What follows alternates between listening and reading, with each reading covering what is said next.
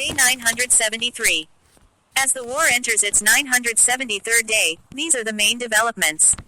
A man walks past a residential building damaged as a result of Russian shelling in Ukraine's. Russian forces launched drone attacks overnight at the Ukrainian capital, the 15th air attack on Kyiv this month, city officials said. There were no immediate reports of injuries.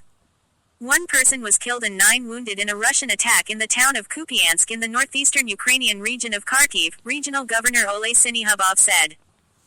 Russian shelling killed 3 people around the strategic hub of Pokrovsk in the eastern Donetsk region, Governor Filashkin said on the Telegram messaging app.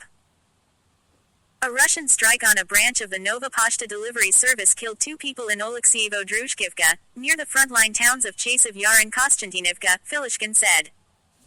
Russian media and war bloggers reported that Russian forces had advanced into the coal mining town of Selydove, about 20 kilometers 12 miles southeast of Pokrovsk.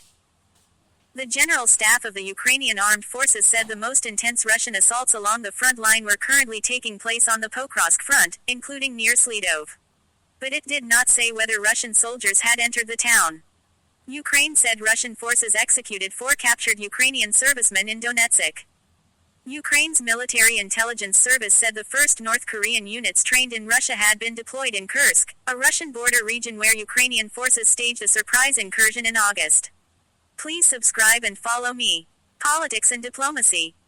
South Korea's Ministry of Foreign Affairs voiced grave concern after Russia moved to ratify its defense treaty with North Korea, calling on Moscow to stop its illegal cooperation with Pyongyang.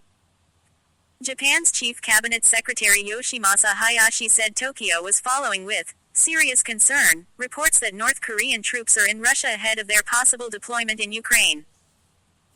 United Nations Secretary-General Antonio Guterres told Russian President Vladimir Putin that his invasion of neighboring Ukraine violated the UN Charter and international law, according to a readout of their meeting on the sidelines of the BRICS summit in Kazan.